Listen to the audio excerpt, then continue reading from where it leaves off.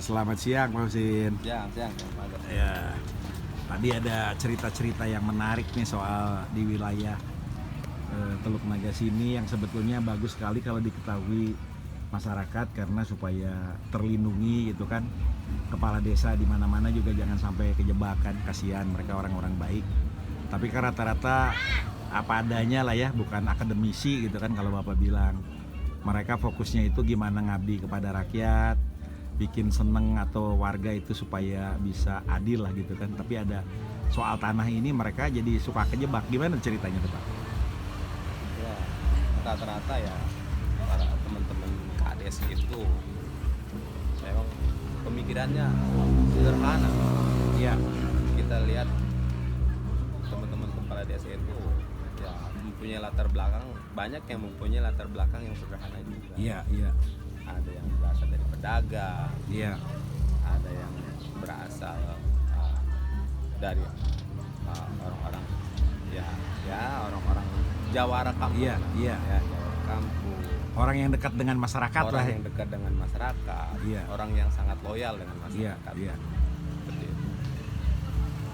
Ketika mereka diminta untuk menjadi kepala desa, segala apapun dia korban demi kedekatan mereka dengan Karena memang rakyat. hatinya dekat dengan masyarakat ya. Aslinya memang dekat Iya. sama Iya. masyarakat. Iya. Dan memang orang-orang yang terpilih jadi kepala desa memang orang-orang yang memang sangat dekat dengan masyarakat. Iya.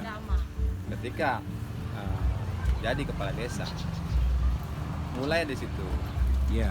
berbagai tantangan pekerjaan. Iya. Iya. Sebab kepala desa itu ya satu, dia punya jabatan sebagai kepala pemerintah Iya.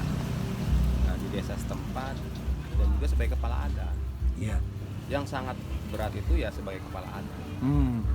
Kenapa? Sebagai kepala adat kerjanya 24 jam. Oh, 24 jam ya. Sebagai kepala adat Termasuk kalau ada yang sakit mendadak ya. seperti itu. Ada masyarakat yang ditangkap, ada masyarakat yang kecelakaan dan segala macam lah. Dan menurut saya sosok kepala desa itu sosok super power yang mau mengorbankan waktunya, pemikirannya dan segala. Dan banyak sekali mantan-mantan kades mereka nggak punya apa-apa. Mereka nggak punya apa. Dari khususnya daerah saya lah, kampung dari sepi, Iya. dari listrik nggak masuk dan segala macam. Kami mengidam-idamkan kemajuan wilayah kami menjadi satu daerah perdagangan. Iya. Jadi kami nggak mencari nafkah harus ke Jakarta. Iya. Iya. Kami menginginkan Membangun wilayah sendiri ya. Tempat menginginkan lahir. percepatan pembangunan yang ada di wilayah. Iya. Tapi yang terjadi sekarang ini sangat miris. Ketika daerah saya menjadi daerah pengembangan, Iya. satu sentra bisnis yang katanya mau dibikin kota baru dan segala Iya. macam. Ini menjadi satu harapan buat kami semua. Oh, jadi sebenarnya ada harapan juga ya dari Sangat, masyarakat. Sangat Iya. harap, sangat berharap kami, terutama lapangan pekerjaan, lapangan usaha seperti itu untuk masyarakat sini khususnya. Iya. Tapi yang terjadi malah ya banyak, ada yang sesuai harapan dan banyak juga yang tidak sesuai dengan harapan. Yang sekarang menjadi permasalahan kita dan teman-teman yaitu ya yang diduga praktek-praktek mafia. Yang diduga praktek-praktek mafia. Nah, ya yang awal-awalnya mereka baik, para kepala desa, awal-awalnya mereka berteman, awal-awalnya mereka minta difasilitasi dan segala macam gitu. Tapi pada akhirnya yang ada justru mereka membuat hal yang ya kita anggap banyak yang tidak sesuai. Oh, jadi intinya sih ada pola-pola yang seperti menjebak kepala desa gitu ya. Ya Kalau bahasa sederhananya ya. kurang lebih Sehingga kepala desa tuh menjadi tersandra gitu ya. kepolosan Karena kepolosannya ya. cara berpikir, cara berteman kami orang-orang desa. Jadi kepolosan itulah cenderung ya dimanfaatkan. Iya. Makanya saya pernah berbicara dengan dari Kementerian kementerian Menko Polhukam Iya. harus bicara. Mohon positive thinking dulu Pak, saya bilang sama para kepala desa. Kenapa? Karena dari kepolosan mereka. Kepolosan mereka dimanfaatkan. Dimanfaatkan kepolosan mereka. Jadi harapan saya, kami orang desa mengharapkan percepatan pembangunan Tangerang Utara. Kami ingin daerah kami maju dalam rangka peningkatan ekonomi. Tapi maju dengan cara manusiawi dan bermartabat. Ajarkan kami orang-orang desa, orang-orang kampung hal-hal yang baik. Jangan ajarkan kami tentang hal-hal yang buruk. Seperti manipulasi data, patok-patok tanah orang, nggak punya tanah ngaku-ngaku. Saya khawatir, kan di desa itu banyak. Zaman dulu tuh banyak jual beli secara lisan. Oh, jual beli ada banyak ya. Banyak sekali. Jual beli Orang lisan. orang desa, saya bilang orang desa itu polos. Iya. Seperti apa? Seperti kakek siapa, kakek saya atau siapa. Dia jual tanah cukup di tempat judi. Dia jual tanah cukup di tempat hiburan. Dia jual tanah cukup di pematang sawah. Secara lisan aja sih. Banyak secara lisan. Jadi antara apa yang ada di letter C dan di verifikasi PBB sampai AJB pemilik baru itu nggak ada riwayat. Banyak seperti itu. Tidak ada riwayat. Tapi itu dikomit ya. Tapi itu Dikomit ya karena mereka tahu memang orang tuanya bilang. Kepolosan. Iya. Tapi ketika daerah kami sudah menjadi tujuan investasi, celah itu banyak yang dipakai. Celah itu banyak yang dipakai.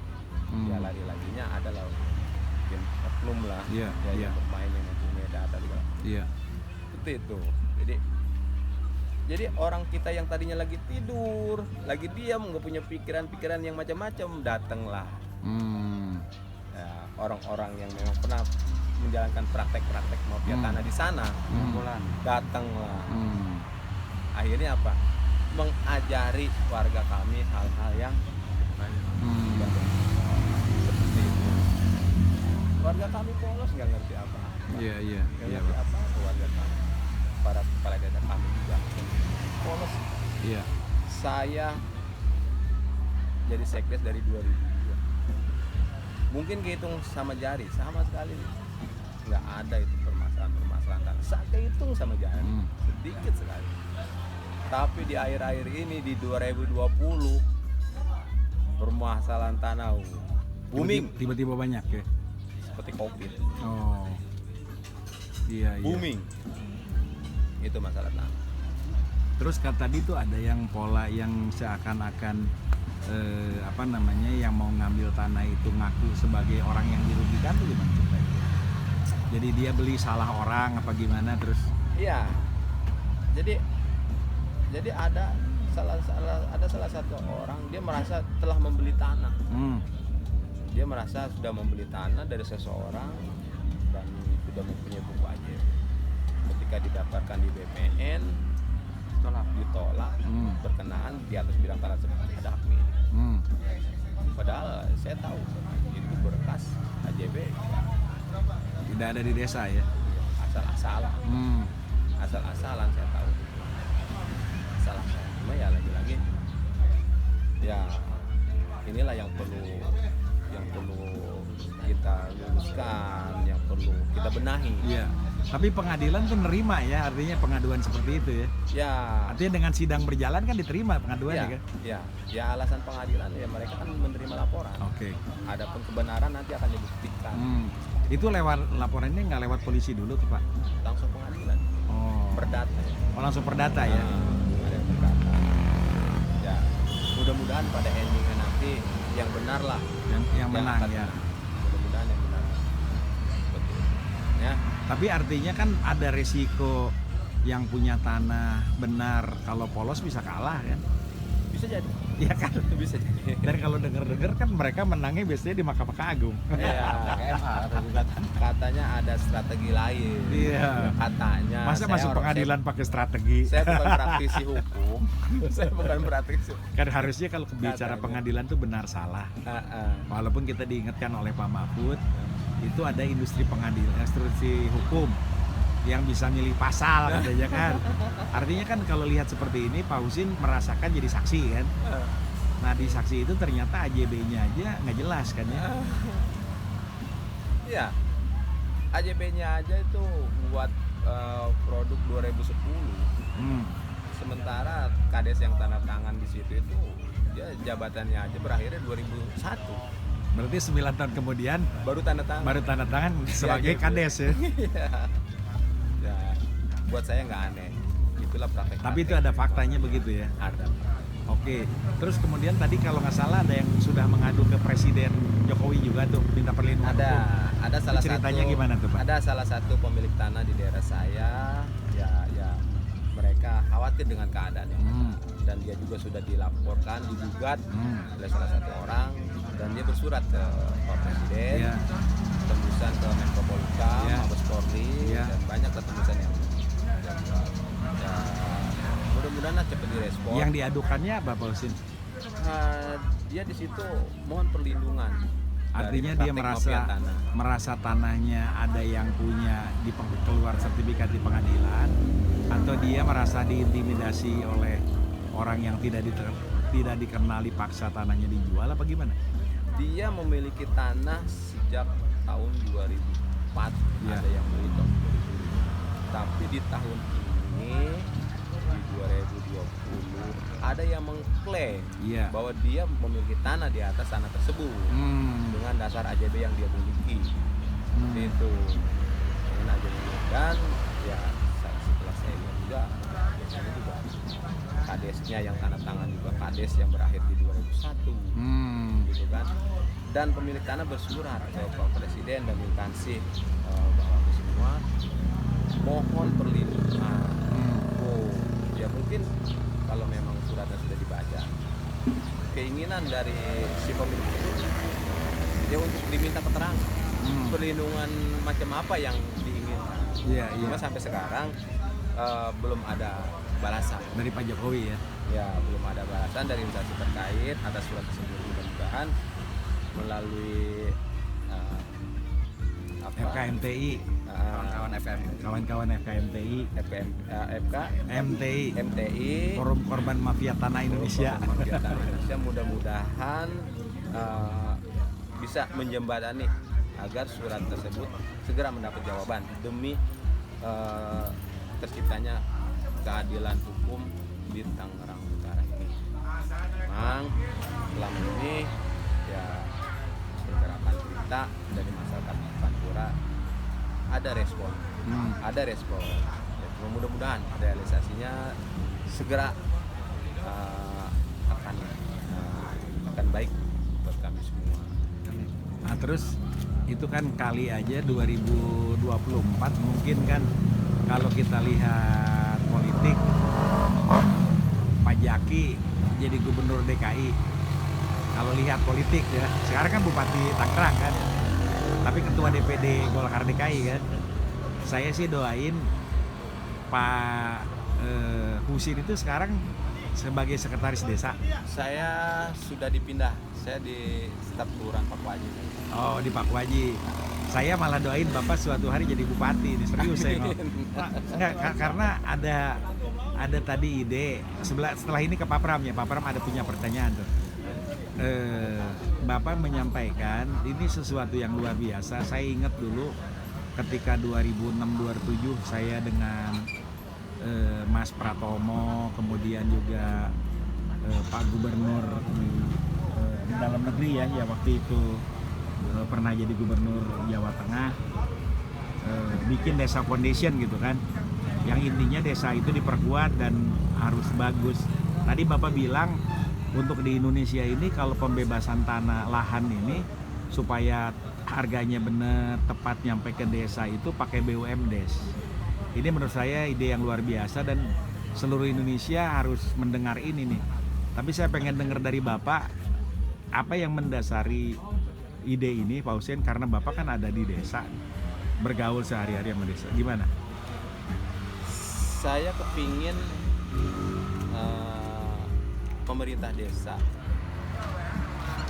dengan BUMDes menjadi mitra investor yang ada di desa kami. Jadi pembangunan tuh langsung ke desa ya.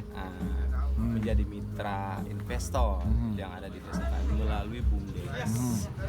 Dalam hal apapun yang memang kami siap untuk mengerjakannya, dan insya Allah kami siap. Seperti itu. Dalam hal apapun, memang kalau ada investor yang masuk untuk mengembangkan satu kawasan baik industri, perumahan, kami siap untuk menjadi mitra tim pembebasan. Kami siap untuk menjadi mitra. Sebab apa? Ya sudah barang tentu kami tahu dengan situasi yang ada. Untuk pembebasan lahan, pematangan lahan, untuk pembangunan fisiknya, gitu kan, untuk pembangunan sipilnya, kami siap seperti itu. Pun dalam segala hal, kami ingin masyarakat desa diberdayakan, dan kami yakin bisa. Bisa ya. Karena idenya ini sebetulnya ketika dari awal pembebasan lahan itu kan pasti berarti ada perencanaan pembangunannya kan. Dengan ada perencanaan pembangunan itu berarti masyarakat di desa itu bisa dipersiapkan kan. Jangan sampai pembangunan itu kan Pak Jaki, jangan sampai bangunannya terbangun masyarakatnya minggir kan. Kan gitu kira-kira. Seperti itu. Pak Pram, ada apa dari pertanyaan? Tadi Pak Husen kan cerita mengenai investor yang nakal itu yang menjebak lurah Kepala desa. kepala desa, yang artinya kepala desa itu kan biasanya kalau jual tanah itu dapat apa, kalau tanah adat dapat Pak Persepuluhan. persepuluhan. Karena investornya tidak dapat apa-apa, Bapak sudah menjual tanah itu di target, terus hanya kasbon tadi. Coba Bapak bisa ngulang lagi nggak? Jadi gini, di desa itu ketika ada jual beli tanah ada yang namanya perpulu. Perpuluhan. Perpulu. Kalau itu masih tanah adat girik. Kalau masih tanah adat, Girik ya. tanah bekas adat, Iya, gitu iya. kan, ada yang namanya perpulu. Uang saksi, Iya, uang saksi. uang saksi kepala desa, Iya, iya. dan stafnya. Iya, Pak Husen. Nah, tapi ketika ada investor datang, jadi mereka nggak mengenal yang namanya perpulu. Oh. Mereka nggak mengenal yang namanya perpulu, gitu. Jadi mereka menyebutnya ya semacam apa ya, uang jago kali ya, Iya. untuk para kepala desa, Iya, para iya. kepala adat, Iya, gitu kan. iya. Uang jago gitu kan. Nggak mengenal sebagai perpulu. Tapi itu tadi, karena kepolosan para kepala desa, ketika sudah dijanjiin seperti itu, ya ada kebutuhan, ada kegiatan banyak di desa. Kepala desa itu kepala adat yang kerjaannya sangat super padat. Iya, iya. Dari kematian, sakit dan segala macam warga itu kan.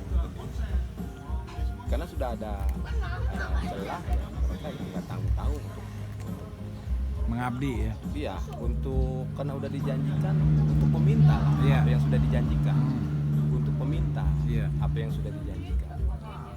Nah, mulailah proses dengan bahasanya menagih, gitu kan, uang yang sudah dijanjikan. Tapi lama-lama sudah banyak, ketika ya kita dianggapnya kurang kooperatif, ya, dalam hal-hal yang memang kita juga nggak mau, Iya, iya. hal-hal yang nggak lurus, gitu kan. Akhirnya mereka menganggap itu sebagai hutang, Hutang ya.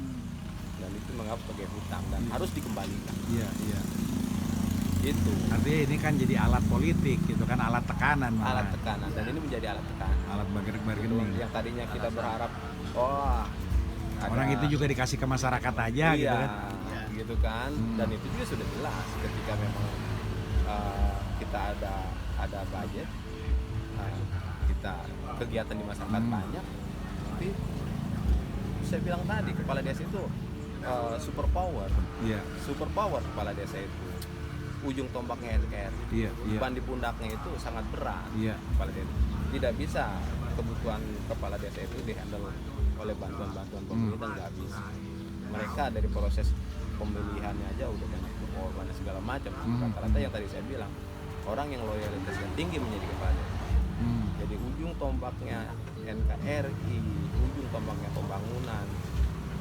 Kasihan. Itu ada di desa ya. Itu ada di desa. Ada di desa. Nah, jadi kepolosan para kepala desa itu dimanfaatkan Iya, iya. untuk jerat-jerat dan segala macam. Iya, iya. Itu yang saya sangat miss ya. Ya, dan ini mudah-mudahan ada jalan keluarnya nanti. Mudah-mudahan ada jalan keluarnya. Kita memfasilitasi, kita membantu teman-teman kita, saudara-saudara kita yang mau berinvestasi di desa kita, dan Iya. memang itu kita harapkan Iya. untuk percepatan pembangunan. Lagi-lagi, ayolah kita pakai dengan cara-cara yang benar.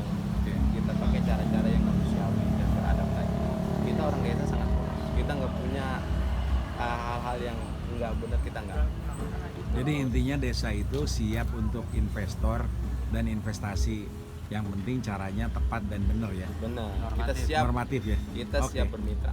Makasih.